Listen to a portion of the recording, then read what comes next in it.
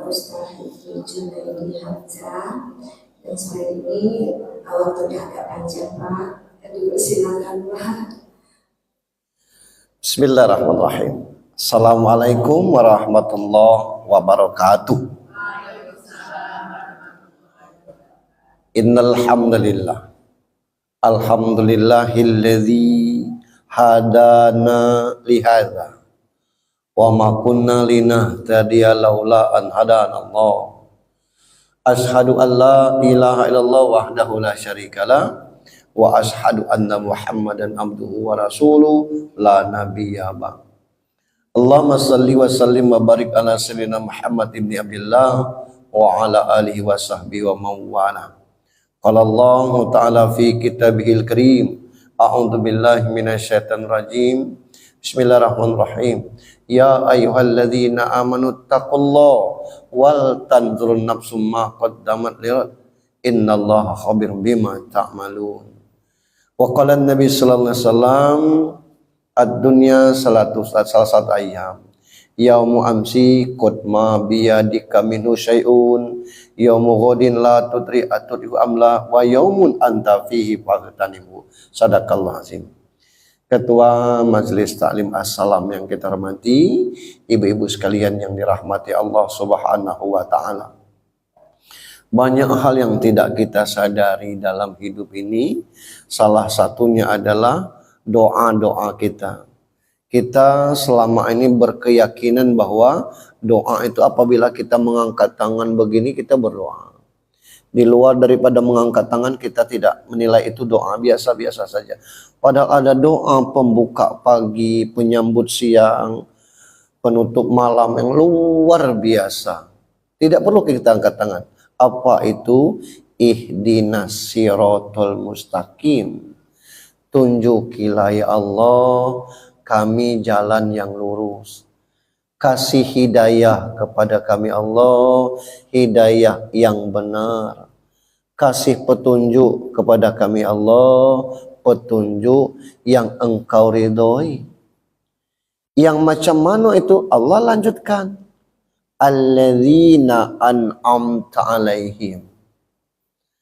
Yang itu apapun aktivitas kita merasa nikmat. Ikut pengajian nikmat, dengar Al-Quran nikmat, tidur nikmat, ke mall juga nikmat. Itu ngeklik keranjang kuning di bawah nikmat juga. Gitu. Jadi semua rangkaian hidup kita ini nikmat. Ini doa yang tidak kita sadari. Nah, yang kedua yang tidak kita sadari itu, kadang kita berpikir kenapa bisa sampai ke sini ya, karena kaki melangkah ke sini. Ngapo ke masjid ini? Lah karena di sini tempat pengajian. Padahal enggak. Kita ke sini itu tercetus dari hati. Kenapa hati mencetuskan itu? Bukan niat, itu iradatnya Allah. Dari sifat tujuhnya Allah. Berjalan kita ke sini. Siapa yang memberi kekuatan kita ke sini ini? Apa dengan kita makan pacak ada kuat? Belum tentu. Apa dengan kita sehat pacak kuat? Belum tentu. Banyak orang lebih sehat dari kita, buktinya tidak sampai ke masjid ini.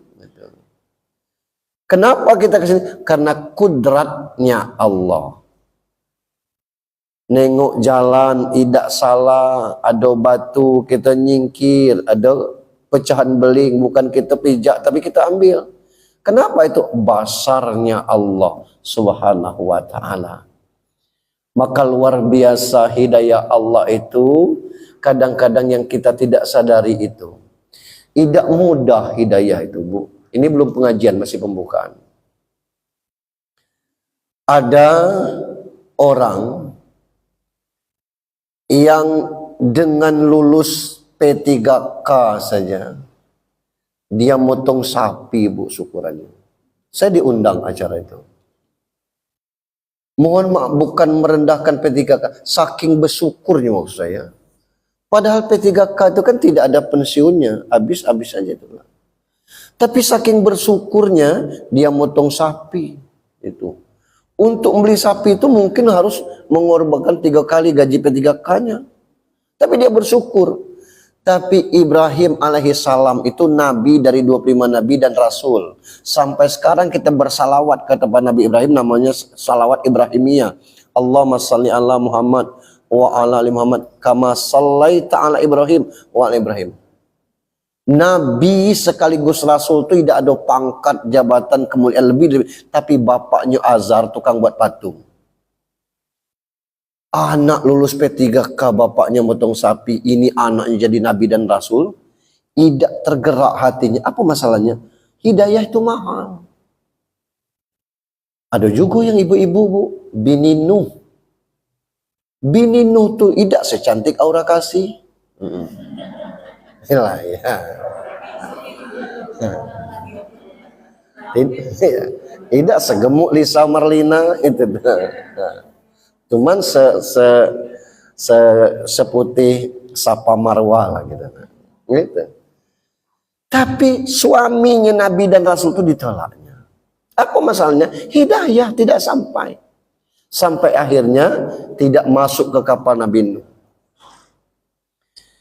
Kita baca kisah-kisah Nabi, Bu. Terbayanglah adik bapak kandung sakarat maut dituntun la ilaha illallah, tidak ngucap itu. Menetes mata Nabi ngomong, wahai paman, bacolah la ilaha illallah supaya pemutihan dengan dia masuk Islam, la ilaha illallah, beberapa detik sudah itu dia mati. Alangkah lemaknya. Tapi sampai mati Abu Talib tidak masuk Islam. Ada satu hadis. Kata Rasul sedang kumpul dengan sahabat, aku rindu dengan saudaraku. Terkejut Umar, Abu Bakar, Utsman, Ali ada. Saling tengok. Kamu bahasa kita ni apa maksud Rasul ni? Pakai logat relbong gitu. Nah, apa maksud Rasulullah ni? Jadi Abu Bakar kata, awalaisa nahnu ikhwanaka.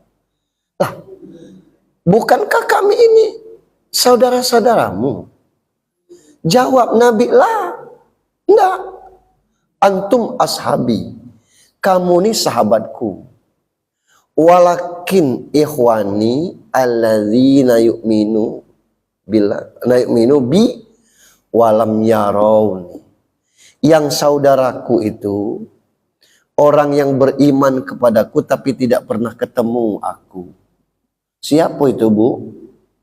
Majelis Taklim As-Salam. Kita tidak pernah ketemu dengan Nabi. Tidak pernah ketemu dengan sahabat. Dengan wali songo yang 9 orang Kito Indonesia asli itu tidak ketemu. Kalaupun ketemu wali kota itu pun sulit. Nah itu. Tapi kita beriman kepada Rasulullah. Alhamdulillah hidayah ini sampai kepada kita. Selanjutnya salam dan salawat untuk junjungan kita Nabi besar Muhammad sallallahu alaihi wasallam. Kita baru 3 hari tahun baru Masehi. Kalau hitungan di ujung tahun itu nambah, itu berpengaruh kepada hitungan umur kita. 2025 umur kita baru 59. 2026 otomatis umur kita menyesuaikan, nak masuk ke 60. 2025 umur 79. 2026 lah masuk 80. Kata Nabi, a'maru ummati baina sittin ila sab'in. Rata-rata umur umatku antara 60 sampai 70. Kalau rata-rata cak itu Pak Ustaz, apa lagi? Ya matilah. Ya Pak Ustaz, umur aku lah di antara itulah, siap-siap aja lah. Apa yang kita takutkan? Kematian. Di dunia ini yang kita takut dengan apa? Itu. Ini salah, itu salah, ngomong keras salah, ngomong lembut kita dipijak, itu. Kita senyum dikecek, ngejek, kita tidak senyum dikecek, sombong, semua salah. Kalau di akhirat lah tidak ada cerita kita yang model-model itu tuh. Kita cuma mendapatkan kenikmatan saja. Hanya saja kita belum melalui tahap-tahapan itu sehingga kita tidak tahu macam mana bentuknya. Dan ini Nyata, kalaupun lebih dari 70 itu tidak banyak. Kalaupun kurang dari 70 tidak banyak itu. Nah, ini kita. Nah, dengan 60, 70 dan sebagainya tidak usah kita khawatir itu. Nah, yang kita khawatirkan itu macam mana semasa hidup di dunia itu kita tidak bisa memanfaatkan kesempatan yang ada. Maka Allah ingatkan, wal asr innal insana fi khusr illa alladzina amanu wa amilus solihati wa tawassaw bil haqqi wa tawassaw. Demi masa kita ini selalu merugi. Allah itu sayang kepada kita itu sudah lewat dari bingit sayangnya. Kita ini sayang bingit kan? Allah terlebih dari bingit. Sayang bingit itu. Kalau orang Jawa pakai UA, sayang. Orang mana pakai kemati, sayang kemati itu. Kalau orang Rejang tlumojako, sayang tlumojako. Apa arti tlumojako itu saya tidak tahu. Itu istilah Jepang itu. Saking sayangnya Allah, maka Allah kasih kita makan, cuma tidak dicari. Lewat apa? Lewat tumbuh-tumbuhan, lewat laut, lewat macam-macam bentuknya. Allah kasih kita sehat, kalau sakit Allah sehatkan. Allah kasih kita petunjuk semua selamat. Apa petunjuknya? Syahrul Ramadan alladzi unzila fihil Quran hudal linnas. Diturunkan Al-Quran bulan Ramadan itu petunjuk bagi manusia. Petunjuk apa? Macam-macam isi Al-Quran itu. Ada perintah, aqimis sholat, dirikan sholat. Ya dilaksanakan aja. Ada larangan, wala taqrabuz zina, jangan dekati zina. Jangan itu. Wala taqul riba, jangan memakan harta riba, jangan berurusan dengan riba. Macam mana Pak Ustadz, anakku kerja di bank. Bank itu tidak semuanya riba. Zaman sekarang ngantar anak ke bandara, paksa berjalan kalau tidak nak lewat bank. Ngapo? Parkirnya pakai kartu. Kayak itu. Itu semua lewat bank. Itu. Kita nak ngecot, beli batik, beli apa, COD maksudnya, itu juga pakai bank itu.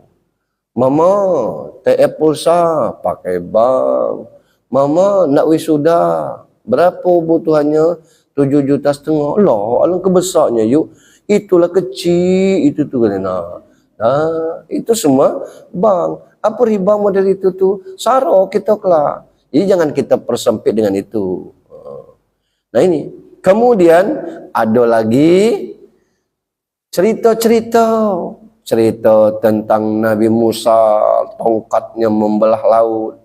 Ashabul Kahfi tidur sampai 200 tahun. Nabi Muhammad pacak jalan-jalan ke atas itu Sidratul Muntaha. Oh, luar biasa. Ada wa'ad-wa'id, janji baik, janji buruk. Innalladzina kafaru min ahlil kitab wal musyrikina fi nari jahannam. Resiko kalau kafir ahli kitab. Innalladzina amanu amilus sholihat ulaikum khairul bariyah jazaohum inda rabbihim jannatu adnin. Kalau beriman beramal soleh, surga adnin janji kita. Itu janji Allah. Aku tidak pacak kerja yang maksimal tuh paling dikit-dikit tuh. Dikit-dikit itu ada janji Allah. Pamayamal mithqala dzarratin khairayah. Yang dikit itu kalau baik ada pahalanya. Yang buruk juga itu buruk itu. Coba itu tuh. Itu ada juga itu. Apalagi ngecek enak muntah. Muntah lah. Ngapa nengok orang kita nak muntah sakit kita tuh. Nah, ini ada harapan-harapan dikasih oleh Allah Subhanahu wa taala. Ini semua petunjuk bagi kita.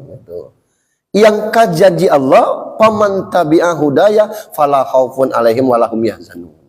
Kalau kamu ikuti petunjuk itu, tidak usah takut, tidak usah ragu. Nah sekarang baru kita ceramah, itu pembukaan. Kita mengukur diri kita ini baik atau tidak, ada alat ukurnya. Nah judulnya mengukur kebaikan diri. Jangan ngukur kebaikan orang. Jangan ngukur jahatnya orang.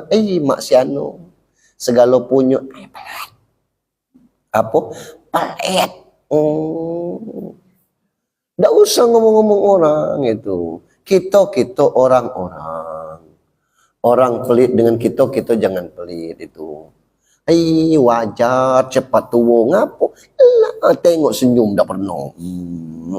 Dah usah, biarlah. Siapa tahu yang sakit gigi.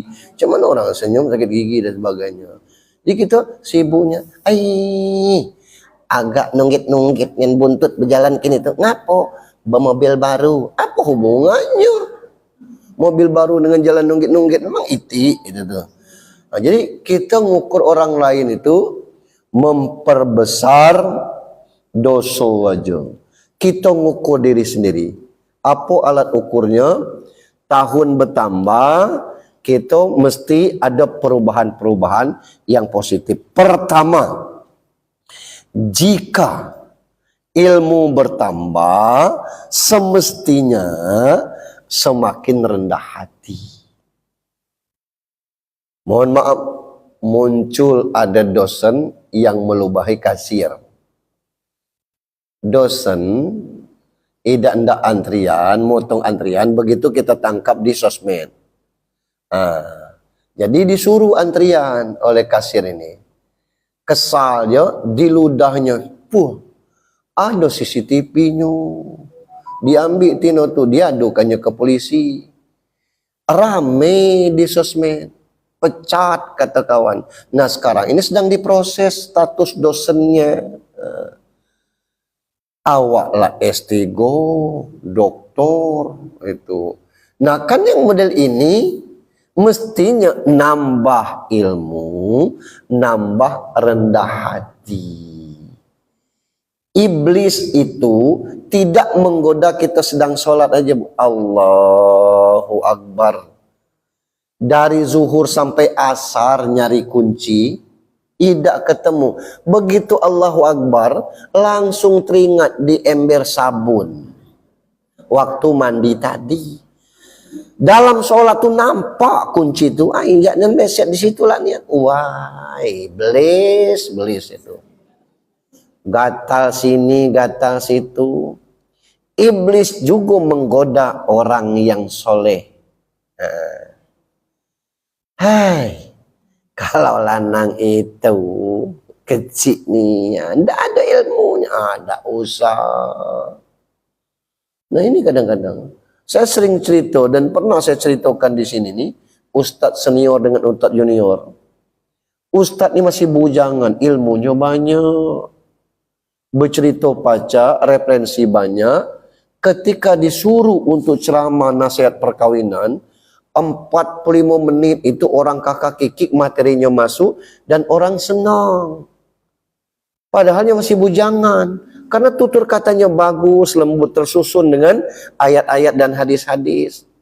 Begitu turun duduk dekat ustadz senior. Kata ustadz senior, bagus kau ceramah. Mau kasih wak katanya.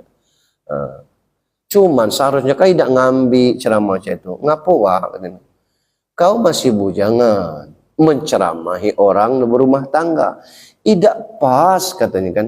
Aku sudah tolak wak. Sudah aku kecekan. Aku ini masih bujangan. Tidak pas. Orang yang ahli hajat ini masih juga nyuruh. Sudah aku kasih tahu. Agak kurang pas. Agak timpang. Orangnya masih nyuruh juga.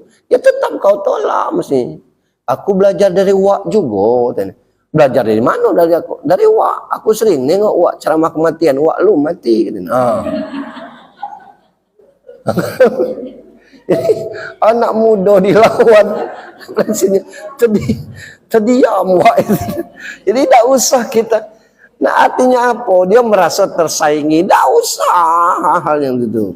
Dia orang semakin banyak ilmunya, mestinya seperti padi itu. Semakin merunduk itu tuh. Nah kita sekarang ini semakin banyak ilmu, semakin sombong, semakin pongah. Kita terpukul lah. Mohon maaf ini, pemerintah mestinya malu dengan Ferry Irwandi yang pejuang Aceh itu. Sehari dia bisa mengumpulkan 10 miliar. Bagi pemerintah kecil. Ngapo ya 10 miliar. Pemerintah bisa aja mengeluarkan 10 triliun. Lah itu bukan duit siapa, duit negara, duit dari pajak itu. Tapi Peri Irwandi atas kerja dia pacak ngumpulkan itu. Dan dia pergi ke Aceh, bermalam ke situ ke sini tanpa protokoler. Saat yang tidak berjauhan, orang Aceh ngeluh macam mana cabai ini panen, harganya tidak ada. Dia borong cabai, dibawa naik pesawat. Orang Jakarta kesulitan cabai. Cabai lagi naik 2 kali tamparan. Yang ketiga, ketika menteri mengatakan 97% hidup lampu. Diposting oleh orang Aceh, belum ada yang hidup. Peri Irwandi tidak banyak suara, dia buat listrik dengan tenaga surya. Ini luar biasa. Itu orang berilmu. Yang kita ngeles terus. Terakhir muncullah Jenderal Baut. Ngapo? Perkara baut jembatan hilang, curhat di sosial media, konferensi pers. Lah, tidak pantas lah untuk hal-hal demikian. Nah, ini yang kadang-kadang. Jadi orang tuh kalau dengan ilmunya yang tinggi menjadikan dirinya lebih tawadu itu. Kita ini kadang-kadang ada yang oleh Allah azab dengan azab perut. Apa azab perut? Ilmu banyak dia, tapi tidak tergerak untuk nolong orang, untuk membantu orang, untuk berbagi. Yang mudah itu bagian daripada azab Allah. Kalau ilmu luar biasa, tapi dia tidak tergerak, itu bagian daripada azab Allah Subhanahu wa taala. Saya pernah ngobrol-ngobrol dengan orang yang cukup bagus anunya tuh, karirnya. Ada stafnya melapor, Pak, ini ada panggilan untuk pelatihan ke luar negeri. Cek dulu di mana pelatihannya. Katanya di situ. Susah kalau di situ katanya. Biarlah kita tidak ikut. Saya bilang, kenapa Pak? Kalau di Jepang Pak Ustadz enak pelatihannya. Kenapa? Orang Jepang itu nyembah matahari. Tidak Muslim. Tapi manusianya, ya Allah, seluruh ayat itu mungkin dipakainya. Ditanya nih, berapa orang yang Islam? Islam semua. Diajaknya mui Jepang tuh untuk macam mana ngecek makanan supaya yang tersaji itu makanan halal semua. Tolong setiap hari diperhatikan. Jangan sampai orang ragu makan. Yang berikutnya ditanya berapa butuh luas masjid atau musola. Musola kata butuh 10 ke 10. Dibangunnya pakai triplek dengan alatnya. Jepang kan dia punya segalanya. Pakai dilipat-lipat. Nyaman pakai AC. Dan yang luar biasa di Jepang itu. Kalau dia sudah pakai WC. Itu WC dia tuh lap kering-kering. Nyaman dan sebagainya. Bukan untuk dia. Dia sudah dari WC. Sudah buang hajat tuh BAB atau BAK, dia lap. Ngapo? Dia mikirkan orang yang nak pakai WC setelah itu. Beda dengan kita, ada cleaning service. Memang iya, di Jepang juga ada. Adabnya luar biasa. Akhlaknya luar biasa. Kita banyak tulisan an-nazafatu minal iman. Gegal mama ini. Ibu-ibu tahu gegal kan? Itu tidak usah kita terjemahkan. Gegal aja itu. Nah, ini kita kondisinya seperti itu.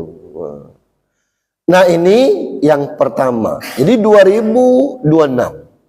Kalau ilmu kita bertambah, mestinya hati kita makin rendah, makin santun. Apa yang kita sombongkan tidak ada. Itu cukuplah diwakili oleh Fir'aun dengan Korun. Fir'aun itu luar biasa.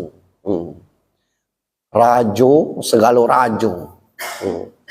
Korun juga seperti itu. Hartonya sampai 20 ekor unta bawanya. Satu unta itu dengan kekuatan 5 ekor kuda. 5 kali 20, 2 itu 100 seperti. 100 ekor kuda itu bawa kunci gudangnya baik. Alang kebanyak harta itu. Gali sumur di lingkar barat ini ketemu emas, orang masih kece. Harta karun. Sampai tumpah ke lingkar barat. Itu tuh. Tapi sombong kepada Allah Subhanahu wa ta'ala. Ilmu kita tidak banyak, sombong puluh. Nak mati. Nah itu. Yang kedua, jika bertambah amalannya, semakin bersyukur dia. Apa amal kita? Amal itu kerja. Kerja itu dua, kerja baik, kerja buruk. Nah, yang dimaksud amal itu kerja baik itu. Yang kerja baik itu ada khos, ada am, ada khusus sesuai dengan tuntunan. Ada yang am, yang umum. Apa baik? Pengajian model ini kerja umum. Nolong orang pesta itu kerja umum. Tapi sholat, zakat, haji, puasa itu khusus, ada tuntunannya. Dengan bertambah amalnya, bertambah syukurnya. Kita nih selalu terobsesi dengan ayat la in sakartum la azidannakum wa la in kafartum in azabin. Kalau kamu bersyukur ditambah nikmat, ya biasa baik. Tidak ada nambah nikmat. Karena yang kita pikir nikmat itu selalu nambah duit, nambah apa. Padahal hidup sehat terus itu nikmat. Tinggal di komplek itu bude, oi kita panen mangga, ayo, iya banyak dapat, alhamdulillah 200 biji gitu. Wih, ada mamang beli, nak ngapa pula mamang bude nak berapa? Tidak dijual, mangga cak itu nak dijual, dibaginya sederet itu tuh, mangga kalau. Pas balik dari Talu dibawanya petai 10 ikan itu. Jual. Tidak lah itu. Ngapa? Untuk dibagi-bagi ngapo? Jangan WC kami aja yang pesing, WC sekitar ini mesti pesing galom lah kita. Sama-sama pesing.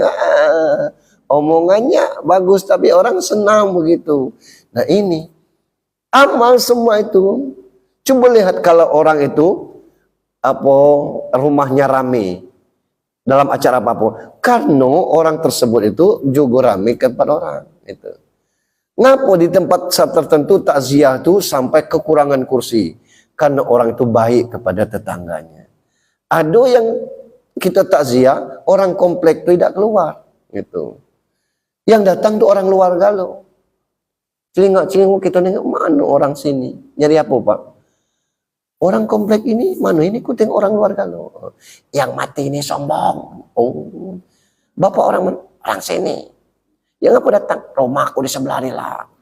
Berarti kalau rumahnya jauh tidak juga datang. Nah itu apa masalahnya? Karena kita tidak mampu memanfaatkan diri kita untuk aktivitas kita. Padahal dalam hidup ini sebatas itulah itu. Kalau kita tidak baca dengan ilmu, kita dengan amal. Kalau kita tidak baca dengan amal, kita dengan ilmu. Tidak baca dengan harta, kita dengan tenaga. Tidak baca dengan tenaga, paling tidak dengan doa itu. Maaf, waknya lah lu, tidak baca apa-apa. Mudah-mudahan acara kamu sukses. Ya Wak, yang penting Wak sehat. Kalau nak mati jangan pas acara kami. Kurang ajar kamu kan. Nah itu. Jadi ada orang yang nambah ilmu, dia semakin rendah hatinya. Orang yang bertambah amalnya semakin bersyukur. Assalamualaikum, waalaikumsalam. Ngapa deh? Tadi orang ngantar perenggi, ku buatkan kolaknya. Ini, ya Allah bude, ngapo? Bapaknya ku pakso nyari perenggi lah. Tadi ngapo? Aku ngidam perenggi. Masya Allah. Yang senang siapa? Yang senang itu yang ngasih. Alhamdulillah. Pucuk ditimbang. Oh, pucuk dicinta. Pucuk ditiba, ulam dicinta. Itu luar biasa. Kita yang senang itu. Padahal sedekah itu tidak mesti dengan miliaran, enggak. Bisa juga dengan uang ribuan itu. Nangis anak tuh ngapo cung. Luin aku 5.000 hilang. Laku lama-lama. Di mana kata lo? Ya namanya hilang. Udah ini nanya ulang. Berapa yang hilang tuh? 5.000. Ini tak ngapo. Makanya lu beli asam Jawa, macam mana nak belinya duitnya hilang? Ya Allah, kata kita. Nah ini bude ganti. Belilah asam Jawa. Jangan ngomong dari bude ya. Belari dia. Nyo selamat itu. Ini bersyukur. Jangan baru terima rapot anak begitu tengok ranking ke-19 dari 18 siswa. Yang seorang itu siapa? Wali kelas. Ya, jadi 19 dengan wali kelas. La ilaha illallah, apa guna kau sekolah? Dak usah dimarah. Sebab ngapo? Rapot kelas 3 SD, tidak akan ditanya pasnya tes CPNS, tes apa tu, tidak akan ditanya. Tidak pakai ijazah pecah jadi presiden. Itu laju ngupek gitu. Nah, itu. Jadi banyak-banyak bersyukur alhamdulillah. Berapa mata pelajaran abang nih? 12 mah. Nah, ini cuman yang 9 ini abang yang tidak paham nih. Yang 3 ini abang belum menguasai. Yang 9 tidak paham, yang 2-nya tidak menguasai. Sama baik. Itu lama. Nah, dikursuskan, diperipatkan, gampang urusan yang demikian. Yang ketiga, semakin bertambah umurnya, semakin semangat beribadah. Di kita tidak, awak lah tu, tidak baca apa-apa lagi, tidak usah. Apa yang baca? Tidak kuat lagi ke masjid, namanya lah tua, ya di rumah. Masih bisa ke masjid lah, ke masjid. Pacak bersedekah dengan 2.000, alhamdulillah. Pacak bersedekah dengan 5.000, luar biasa. Nah itu, jangan kita semakin tambah tuh baca Al-Quran. Jadilah sa'ain. Semakin bertambah umur, semakin bertambah ibadah kita. Segala yang baik itu ibadah. Ngurus rumah tangga, ibadah. Bertetangga dengan yang baik, ibadah. Hanya saja ibadah ini ada yang saya katakan tadi khusus. Ngapo terasa tidak nikmat ibadah ini? Karena kita itu hanya sebatas syariat, belum mengkaji tentang hakikat, belum mengaji tentang masalah tarekat itu. Padahal Allahu Akbar, sebatas-batas itulah kita. Kita tidak pernah menyadari Allahu Akbar ini, aku berserah diri kepada Allah. Terserah apa kehendak Allah, aku angkat tangan. Itu kita sujud, pahamnya kita subhana rabbiyal a'la wa bihamdi. Tidak kita sadari bahwa muka ini di bawah telapak kaki. Tidak ada nilainya kita. Artinya kita merendahkan diri ke hadapan Allah Subhanahu wa taala.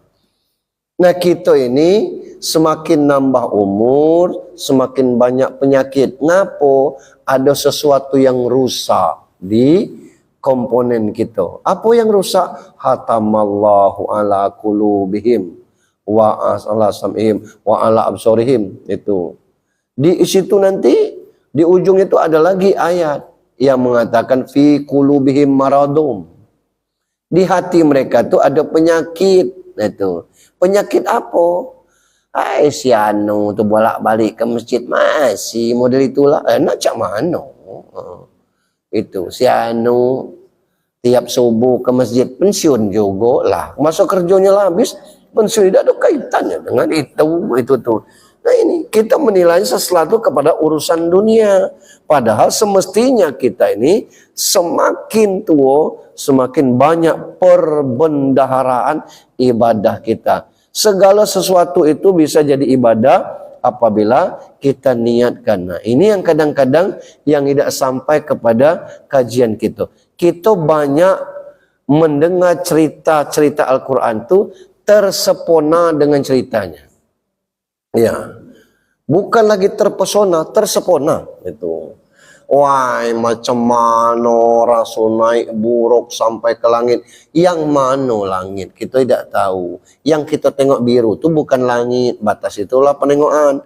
Naik lagi ke bulan, ada lagi biru di atas itu. Naik lagi ke atas tuh, biru lagi di atas langit yang mana? Artinya bahwa Isra Mi'raj itu perjalanan vertikal dan horizontal. Horizontal dan vertikal itulah hablum minallah, hablum minannas. Buruk itu macam mana bentuknya? Seluruh Nabi itu mengendarai buruk. Ketika Nabi minta buruk, Jibril kata Jibril turun ke buruk. Turun buruk. Ngapo kau kurus? Kata Jibril. Karena lah banyak tidak diperhatikan lagi. Ini kondisi aku. Nah, alhamdulillah aku sejak mendengar nama Muhammad rindu nian. Aku ndak ditunggai Muhammad. Wahai Muhammad, ini buruk kendaraan. Kata buruk, pacak dak kau berjanji wahai Rasulullah. Berjanji apa? Tempelkan tanganmu di punggung aku, ditempel. Kau berjanji kelak di akhirat tidak menunggangi buruk lain kecuali aku. Buruk baik dan ndak dimadu. Apalagi bu cinta. Nah, ke situ arahnya. Apa buruk itu? La ilaha illallah. Kalimat la ilaha illallah itu tunggangan kita. Tunggan dari abam. La ilaha illallah Adam Rasulullah. La ilaha illallah Nuh Rasulullah. La ilaha illallah Ibrahim Rasulullah. Di gitu la ilaha illallah Muhammad Rasulullah. Itu kajiannya sampai ke situ. Nah, dengan seperti itu ibadah kita jadi nikmat. Ada orang yang tahajud dia sholat jadi beban. Gitu. Nanggung ninyo, aku tahajud malam tadi. Kantuk-kantuk ninya. Lah. Berhenti tahajud itu. Kalau macam mana kalau kita berhenti tahajud? Allah itu bukan pengasih, maha pengasih. Itu. Kalau kita ceritakan di bagian yang lain. Nah, berikutnya, makin bertambah harta, semakin senang berbagi kepada sesama. Bertambah harta itu artinya keberkahan. Harta itu bisa jadi bentuknya duit, jabatan, bisa jadi bentuknya anak keturunan, kita sehat itu bagian dari harta-harta yang tidak ternilai. Kita punya jabatan tinggi, pacak kita oret-oret untuk bantu pengajian, pacak kita oret-oret bantu kemaslahatan, pacak kita itu bantuan juga. Kita dikasih Allah titipan berupa harta dan sebagainya. Kita tahu bahwa itu tidak bisa dibawa mati kalau kita nak bawa harta secara real. Tapi bisa kita bawa mati bukan dalam bentuk realnya. Dalam bentuk apa? Dalam bentuk immaterialnya, nilai-nilai kebaikan, pahala, sedekah, berangkat, dia umroh, ngajak emaknya, berangkat dia umroh, ngajak mertuanya, berangkat dia umroh, ngajak suaminya, itu ngajak cucunya, yuk cung kita ke rumah yatim itu, itu. Ada keluarga yang sakit dia bezu itu. Lah dapat kabarnya sehat tetap dia bezu. Akulah sehat, yo maaf, aku tidak sempat ketemu. Nah ini orang-orang yang dikasihi Allah. Yang terakhir, dengan bertambah banyak ibadahnya, dia semakin takut kepada Allah. Itu semestinya. Jadi macam mana kita memplot, membuat 2026 ini umur bertambah,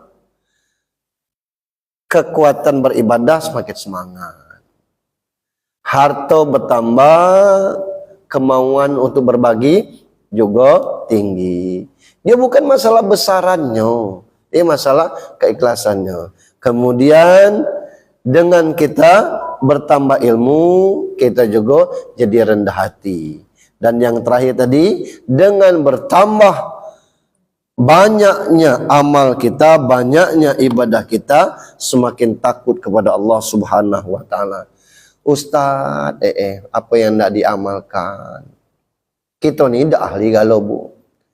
Tahajud bukan aku idanda, Pak Ustaz. Kesehatan ni tidak memungkinkan tahajud. Kata dokter, jangan tidak tidur jam 10 itu. Jangan kurang dari sekian jam. Tidak usah tahajud. Ibu bersedekah baik. Nak macam mana sedekah? Yang kami nian kurang. Tahajud dah baca, sedekah dah baca. Amalkan puasa sunat bisa bu. Usus sakit, limpo sakit, paru-paru ini sakit galau. Tak baca itu. Puasa tak baca, tahajud tak baca, sedekah tak baca. Nah, ibu baca Al-Quran biasa. Nah, itulah nyesal ni dari kecil dulu tidak belajar baca Quran. Alif sebesar tiang ni tak tahu aku. Ya Allah. Ibu rajin ke masjid ajalah pengajian, lutut sakit. Ya macam mana jadinya? Bersihkan aja hati. Bersihkan aja hati. Ada hadis itu Bu. Rasul di depan sahabat ngomong, akan lewat di depan kita penduduk surga. Lewatlah bapak tu janggutnya basah kena wuduk, bang selopnya. Tengok orang, apa kelebihan lanang ini? Hari berikutnya Rasul ngomong, akan lewat depan kita penduduk surga. Bapak yang kemarin. Hari ketiga Rasul ngomong lagi, depan kita sebentar lagi akan lewat penduduk surga. Tengok lanang kemarin. Abdullah bin Amr bin As penasarannya. Apa amal lanang ini? 3 kali Rasul ngecek saya itu. Dia ngomong, sana, oi, kata beliau. Boleh aku numpang temalam kat 3 malam? Aku beribu dengan gaib. Boleh, katanya kan. Temalamlah Abdullah bin Amr bin As di rumah. Di bayangan Abdullah, sama kayak bayangan kita. Kalau tidak tahu cerita hadis ini, gaib ini tahajudnya mungkin sepanjang malam. Sujudnya mungkin sampai beligat palanya. Mungkin berdoa sambil berurai air mata. Bayangan kita. Ternyata tidur sudah isya tuh bangunnya pas azan subuh. Malam kedua model itu juga. Malam ketiga model itu juga. Iya apa kelebihan lanangnya? Terus Abdullah bin Amr bin As ngomong, aku sebenarnya tidak ribut dengan gaib. Nah terus Rasul ngomong bahwa kau ini penduduk surga 3 hari berturut-turut. Apa amal kau? Tidak ada katanya. Jadi apa yang kamu? Aku cuma sebelum tidur itu bermohon kepada Allah, ampuni dosa aku, ampuni dosa yang pernah tersakiti dengan aku pun memaafkan sesakit apapun orang menyakiti aku, tidak ada sedikit pun rasa iri, rasa dengki, rasa sombong di hati aku. Itu yang kujago. Abdullah bin Amr bin As ngomong dengan Rasulullah, ini rupanya amalnya. Nah yang model itulah yang sangat sulit kata Rasul. Menjaga hati untuk tidak iri itu sego. No, lah naik 2 tingkat rumah kini. Rumah siapa? Rumah tetanggonya. Itu. Nyo sibuk nyari duit dari mana? Nah itu kan iri lah itu tuh. Perkara rumah orang ni kan, nengok rumah orang besar ni kan, alang kenanggung ngepelnya tuh. Kan rumah orang. Nah, ngapa kita yang nanggung dan sebagainya? Karena itu tadi, karena irilah itu tuh. Ini yang model-model itu tuh. Ada yang sombong, ada yang dengki, macam-macam bentuknya.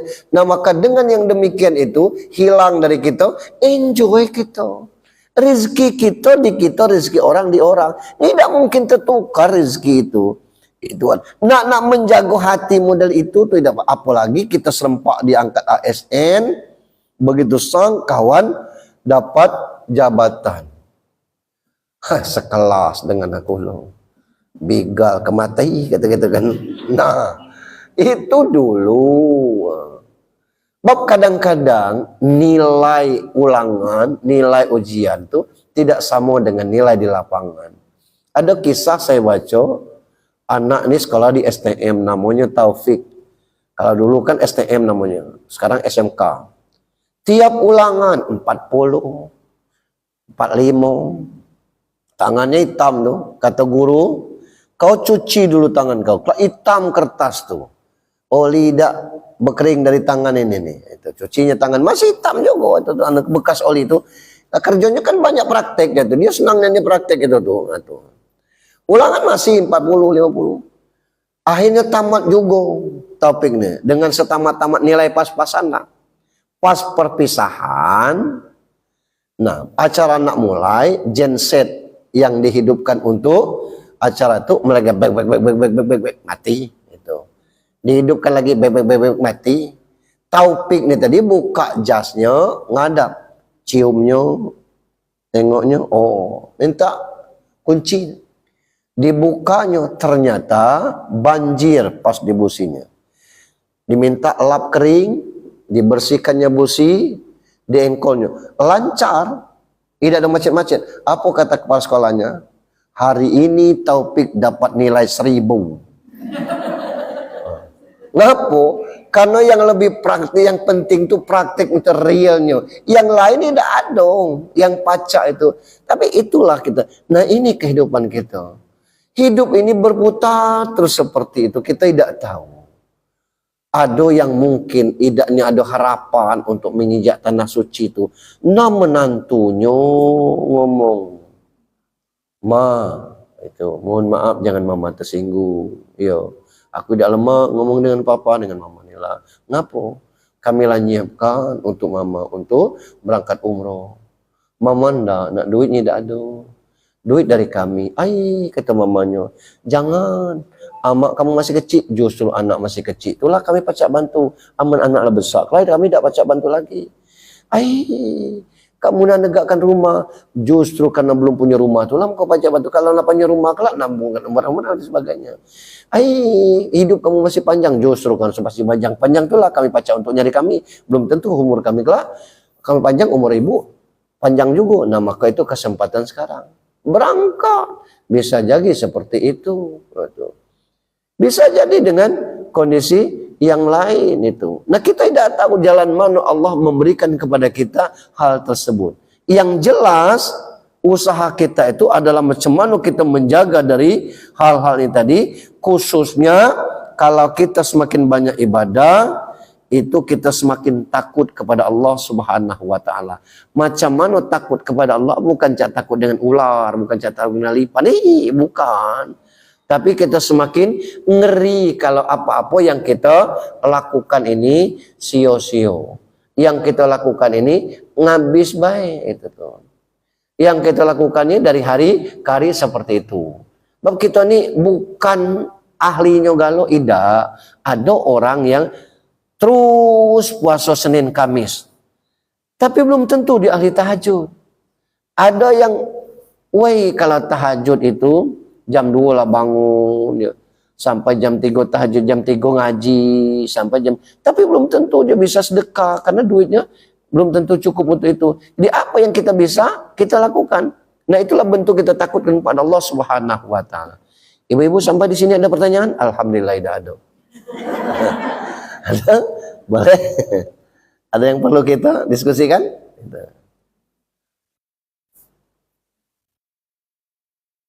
Silakan Bu.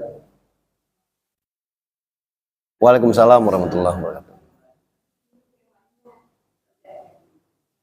Ya, no.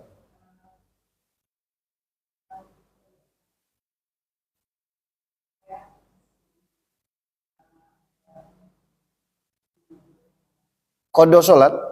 Heeh.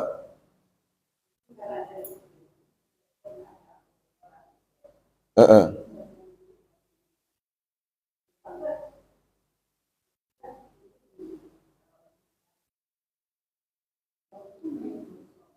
Hmm. Hmm. Ya. Hmm.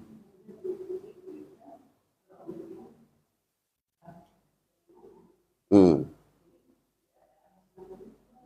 Hmm. Iya. Ada dua pendapat itu tuh. Untuk hal demikian. Kapan sholat itu boleh dikodo? Misal, kita habis asar nih, nak ngubur jenazah. Hujan. Kalau kita hujan-hujan ya. Akhirnya maghrib makin dekat. 45 menit lagi maghrib. Biarlah kata orang. Pakai tenda sudah dibuat, tenda plastik. Rupanya air ini masuk ke dalam itu tadi. Dan tinggal air masuk, kuras dulu. Nguras itu ternyata butuh waktu 15 menit nguras. Nah. Kering di dalam, ditimbun. Ngubur itu tidak pacak 10 menit itu. Akhirnya sampailah azan maghrib. Tidak mungkin, kita bubar dulu. Ini untuk itu. Nah sudah misalnya dikubur dan sebagainya, itu tahu-tahu pas nak ngubur nih, liangnya itu tuh ambruk.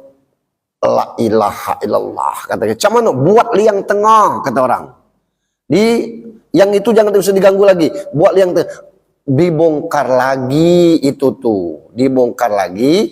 Buat liang. Nggak bergali nggak mungkin. Buat liang di tengah. Biasanya liang di pinggir misalkan. Liang di tengah. Ditutup. Selesai. Akhirnya azan Isya. Yang itu tadi maghrib terlewatkan. Nak umat sholat di situ tidak mungkin pakaian kotor. Nah yang mungkin model itu kita kodo. Karena waktu maghrib sudah habis masuk Isya. Ada sebab ini badan wal apiat sehatnya. Kerja tidak ada. Sementara keringanan Bengkulu mana boleh dijamak. Nak cepat Pak Ustaz jamak kasar itu. Jadi betul tidak ada peluang tuh.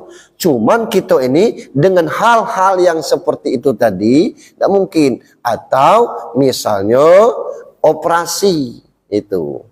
Begitu operasinya sudah zuhur itu. Selesai sudah zuhur ada masalah operasi ini. Dalam penanganannya itu sudah. Ini kondisinya sudah gawat. Azan asar sudah sampai maghrib. Baru tuntas akhirnya pasien terselamatkan. Keringat dokter di ruang AC itu luar biasa saking kecemas itu. Nah maka asar terlewatkan. Dia boleh mengkodok itu. Ada pendapat seperti itu. Nah ada yang berpendapat seperti pendapat remeh gitu kan. Kita umur 14 tuh sudah balik, sudah main. Sampai umur 40 berapa banyak kita tidak sholat. Mungkin 15 tahun kita tidak sholat. 15 tahun itu kita laksanakan maghrib 2 kali, Isya 2 kali. Yang sekali ini berat gitu. Itu. Jadi jangan kita menggampangkan boleh kodo. Kalau tidak ada alasan tertentu yang real. Dan itu logik alasannya. Tidak bisa kita kodo. Anak pesta di kodok lah itu kan bisa jeda kayak orang mana itu kalau pestanya jam 8 lah mulai itu jam 11 lah bongkar tenda dia setengah 12 hilang pengantinnya kemana tidak tahu namanya pengantin urusan pengantin lah tapi yang jelas disitulah selesai begitu kita jam 11 baru mulai sedang zuhur itu berhenti sebentar azan la ilaha illallah langsung lagi protokol naik.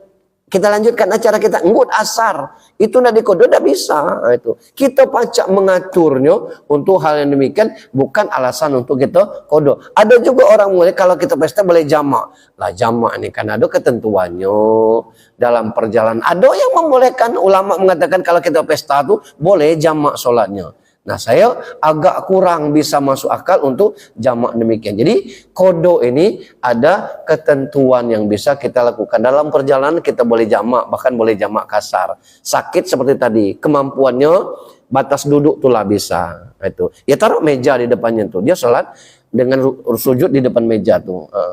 Dia tidak tahan sujud model itu. Ya paling tundukkan kepala model itulah. Rukuk batas ini, sujud batas ini. Itu. Dia tidak tahan duduk. Ya berbaring itu tadi. Tidak juga tahan berbaring. Masukkan kering-keringgo. Itu sholat. Itu. Dan itu sholat. Jadi kodo itu tidak bisa dengan kita dali. Itu. Cuman kalau kita nak mengamalkan. Aku mungkin umur 15 tahun belum sholat. Umur 20 tahun belum sholat. 25 tahun tuh. Lah betuna baru sholat. Umur berapa betuna? Umur 25. Berarti 10 tahun kita udah sholat. Nah 10 tahun tuh asar 2 kali. Sudah asar lagi. Itu. Apa bedanya? Kalau asar tadi kita adaan. Pas sudah asar tuh kodoan. Iya, itu aja bedanya. Maghrib 2 kali kita agak berat kita yang benar itu. Itu Bu ya. Habis? Iya silakan Bu.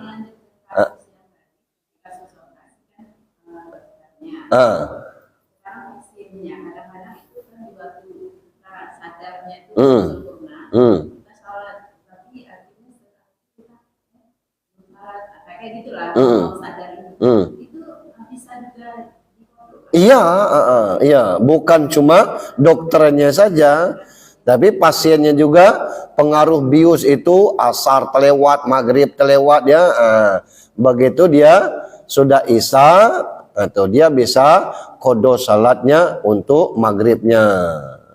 Kalau asarnya tidak bisa dia kodo itu. Nah besoknya dia kodo asarnya begitu dengan kodo. Ini karena kondisinya seperti itu, dia mesti kodo sholatnya.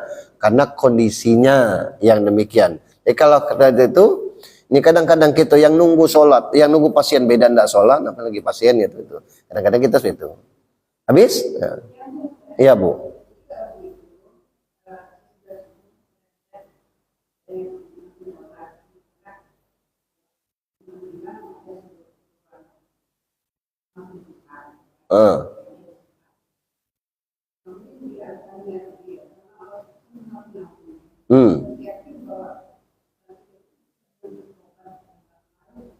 Ya. Ya.